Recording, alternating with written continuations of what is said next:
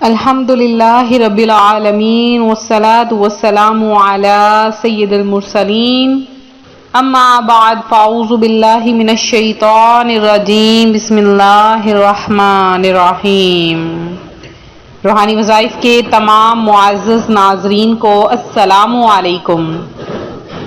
روحانی وظائف لایا آپ کے لیے ایک ایسا خاص اور چھوٹا سا عمل جو آپ نے رات کے کسی بھی پہر میں کر لینا ہے، خاص کر کے رات کے درمیانے پہر جب آپ کی آنکھ کھلے آپ نے اس عمل کو کرنا ہے۔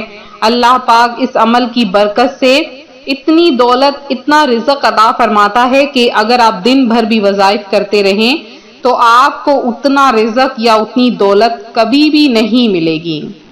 تو پیارے آقا صلی اللہ علیہ وآلہ وسلم کا ایک بہت ہی پیارا سا فرمان بھی سن لیجئے کہ فرمان مصطفیٰ صلی اللہ علیہ وآلہ وسلم ہے، جس نے مجھ پر ایک بار درود پاک پڑھا اللہ پاک اس پر 10 رحمتیں نازل فرماتا ہے، اور آپ کا یہ بھی فرمان ہے کہ اس شخص پر جو درود پاک پڑھتا ہے اللہ پاک اس پر 100 رحمتیں نازل فرماتا ہے۔ تو پیارے آقا صلی اللہ علیہ وآلہ وسلم کی ذات اقدس پر کثرت کے ساتھ درود و سلام کا نذرانہ دن رات پڑھتے رہا کیجئے، خاص کر جب صبح آپ کی آنکھ کھلے تو صبح کی دعا پڑھنے کے بعد آپ لوگ درود پاک پڑھنا شروع کر دیا کریں۔ رات کو سونے سے پہلے زیادہ نہیں تو کم از کم لگاتار جب تک آنکھ نہ لگے لگاتار کثرت کے ساتھ درود پاک پڑھتے رہیں۔ اس سے کیا ہوگا؟ اللہ پاک آپ کی تمام دعاؤں کو قبول کرنا شروع کر دے گا، آپ کی تمام پریشانیوں کو ختم کر دے گا، اور آپ نے اگر کوئی چیز حاصل کرنی ہے، کوئی رزق پانا ہے، کوئی دولت پانی ہے، کوئی اپنی خاص دعا قبول کروانی ہے، ہر حال میں کثرت کے ساتھ درود پاک پڑھیں، اللہ پاک آپ کی دعاؤں کو قبول کر لے گا۔ اب درود پاک کے ساتھ ساتھ صدقہ کرنا بھی بہت افضل ہے۔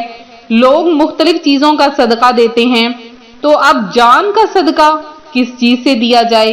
جان کا صدقہ دینا ہو تو جانور کی جان کا صدقہ دیا جائے۔ مثلا کوئی سفر پر جا رہا ہے تو اس کے زندہ سلامت لوٹ کر آنے کے لیے، یا کوئی مریض ہے تو اس کے تندرست ہونے کے لیے کوئی مرغی وغیرہ حلال جانور ذبح کر دیا جائے، یا کسی کو زندہ دے دیا جائے کہ اس ذبح کر دینا، لیکن اس میں رسک فیکٹر یہ ہے کہ ہو سکتا ہے جسے زندہ دیں وہ اسے ذبح کرنے کی بجائے آگے بیچ دے۔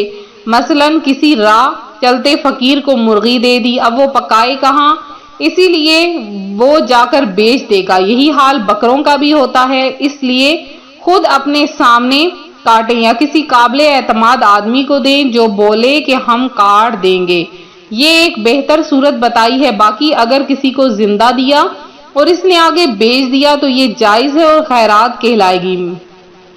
تو نفلی صدقے کے لیے لفظ خیرات اس لیے کہا گیا ہے کہ خیرات خیر کی جمع ہے، اردو میں راہ خدا میں کوئی چیز دینا خیرات کہلاتا ہے۔ صدقہ کا معنی بہت وسیع ہے، مسلمانوں کے سامنے مسکرانا بھی صدقہ ہے، اور راستے سے کوئی تکلیف دہ چیز مثلا پتھر اور کانٹا وغیرہ ہٹا دینا بھی صدقہ ہے۔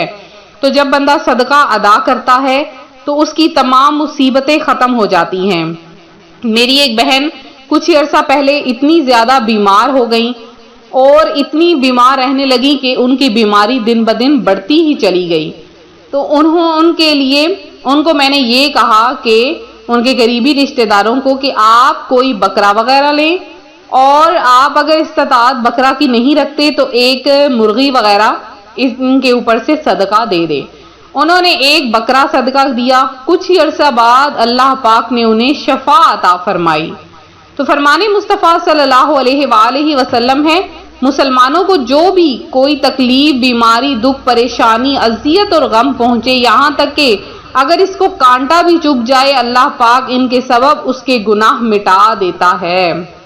قیامت کے دن جب مصیبت زدہ لوگوں کو ثواب دیا جائے گا تو عافیت کے ساتھ رہنے والے تمنا کریں گے کہ کاش دنیا میں ان کی کھالیں کینچیوں سے کاٹی جاتی۔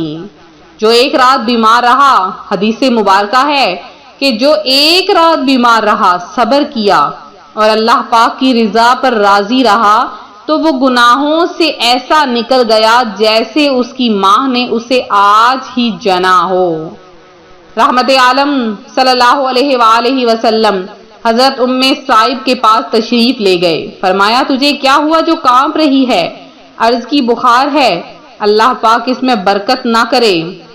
فرمایا بخار کو برا نہ کہے کہ وہ آدمیوں کو خطاؤں کو اس طرح دور کر دیتا ہے جیسے بھٹی لوہے کے میل کو، تو اس طرح اتنا اجر اتنا ثواب ہے۔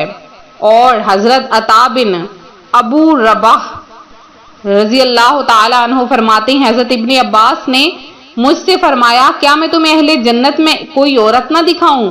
میں نے عرض کی ضرور دکھائیے۔ فرمایا یہ حبشی عورت جب نبی کریم صلی اللہ علیہ وآلہ وسلم کے پاس آئی تو اس نے عرض کیا مجھے مرگی ہے جس کی وجہ سے میرا ستر یعنی پردہ کھل جاتا ہے، لہٰذا اللہ پاک سے میرے لیے دعا کیجیے۔ ارشاد ہوا اگر تم چاہو تو صبر کرو اور تمہارے لیے جنت ہے، اور اگر چاہو تو میں اللہ پاک سے تمہارے لیے دعا کروں کہ وہ تمہیں عافیت دے۔ تو اس نے عرض کی میں صبر کروں گی۔ پھر عرض کی میرا پردہ کھل جاتا ہے، اللہ پاک سے دعا کیجئے کہ میرا پردہ نہ کھلیا کرے۔ پھر آپ نے اس کے لیے دعا فرمائی۔ تو جو ہر 40 رات میں ایک مرتبہ بھی آفت یا فکر و پریشانی میں مبتلا نہ ہو تو اس کے لیے اللہ پاک کے یہاں کوئی بھلائی نہیں ہے، لہٰذا اللہ پاک سے دعا کریں کہ اللہ پاک تو مسبب الاسباب ہے جو دعاؤں کو قبول کرنے والا ہے۔ آج روحانی وظائف چینل آپ کے لیے ایک ایسا عمل لایا ہے، اگر آپ لوگوں کی روزی میں تنگی ہے، اگر آپ لوگ حلال نوکری حاصل کرنا چاہتے ہیں تو حلال نوکری کے لیے جائز کام دھندے کے لیے یا اللہ 101 بار کاغذ پر لکھ کر اس کا تعویذ بنا کر بازو پر باندھ لیجئے، اس عمل کی عام اجازت ہے۔ اب اگر آپ چاہتے ہیں کہ اللہ پاک آپ کو راتوں رات امیر کر دے، راتوں رات کروڑ پتی بنا دے، اتنا رزق عطا فرمائے کہ آپ خود حیران ہو جائیں، تو اس کے لیے ایک بہت ہی خاص ترین عمل ہے۔ آپ نے کیا کرنا ہے، رات کو جب آپ کی آنکھ کھلے تو آپ نے اللہ پاک کے یہ نام آپ نے پڑھنے ہیں، یا رزاق یا رحمان یا رحیم یا سلام۔ آپ نے صرف اور صرف ان ناموں کو 60 بار پڑھنا ہے، 60 بار 60 ٹائم، یا رزاق یا رحمان یا رحیم یا سلام۔